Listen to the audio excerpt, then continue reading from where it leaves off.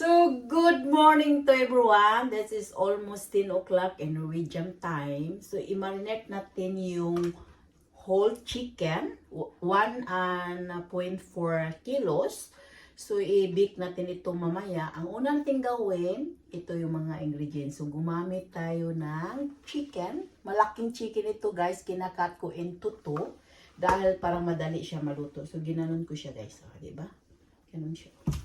Kinakat ko siya. Yan. So, mayroon pa siyang tubig. Na natin gawin, mag-marinate na tayo, guys. This is it. So, mayroon tayong oil. Lagyan na natin kaunting oil. Para magdidikit yung ano natin, yung, yan. That it olive oil. Not much. And then, lagyan natin oyster sauce. Para masarap. And, this is my dry ingredient. Gumamit akong 2 tablespoon na salt. Yes. And then 1 tablespoon na pepper powder. And that is 1 teaspoon na garlic powder and paprika powder. So 1 teaspoon, 1 teaspoon. Of course, yung salt is 2 teaspoon dahil 1 kilo itong at medyo may point-point. So ang gawin natin, guys, i-mix lang natin itong lahat ng mga dry ingredient. So, ganito lang gawin natin. Napaka madali, guys. Alam mo, pag i-bake mo sa oven, hindi mo na lang, i-marinate ko ito overnight dahil bukas ko pa ito i-bake. So, ganyan ako magluto. So, i-mix mo lang lahat yung mga dry ingredient. Ganyan lang. And then, napaka-simple lang ito dahil birthday sa anak ko, guys, bukas. Kaya, i-marinate ko na lang ito para mag-absorb yung dry ingredient para medyo tasty siya, diba? O, ganyan lang. And then, na-mix na lahat yung dry ingredient. So, mayroon akong ito. Ibabrush natin, guys. I-brush muna natin yung ginamit na yung oyster sauce at saka olive oil. Pwede nyo lagyan ng citron. Nasa sa inyo na, guys, kung anong ingredient available sa bahay. Huwag na bitchi-bitchi, pwede na salt and pepper. Nasa sa inyo na. Sa atin, sa atin usually kasi mayroon tayong lemongrass, ganyan. Dito mahal ang lemongrass, guys, kaya hindi na ako gumamit. So ito na, guys, ilagay na natin. I-sprinkle lang natin lahat yung dry ingredient dito sa buong chicken natin. Ganyan lang.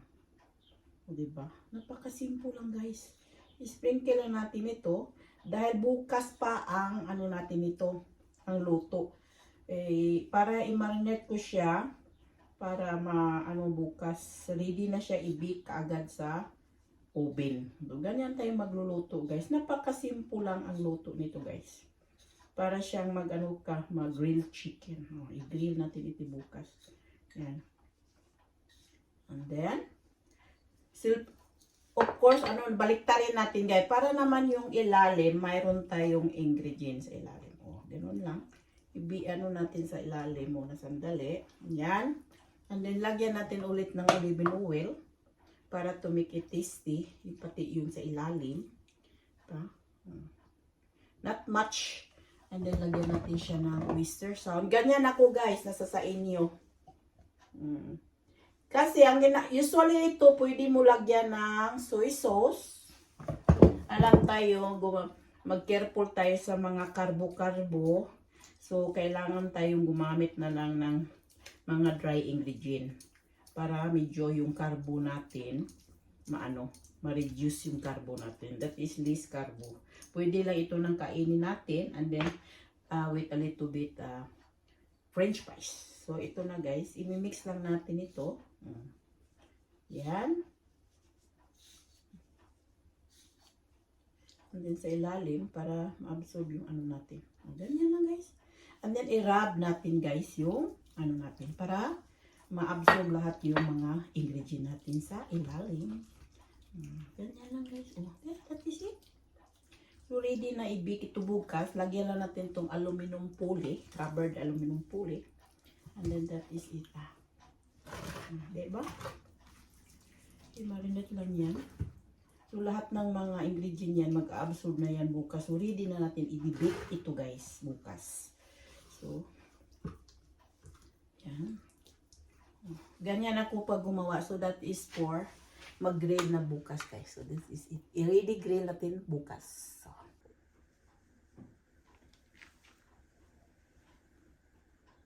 So, that is it. And then, ilagay natin sa 160 and 30 minutes. My great chicken, guys. It's done. Let's eat na tayo, guys. It's eating time. Ikakat natin ito. It's ready, guys. Kinakat ko lang yung chicken into 4. Eat with rice and salad. Thank you for watching. This is for my video for today. Thank you for watching. Paki-like and paki-share and subscribe. See you for the next. Bye!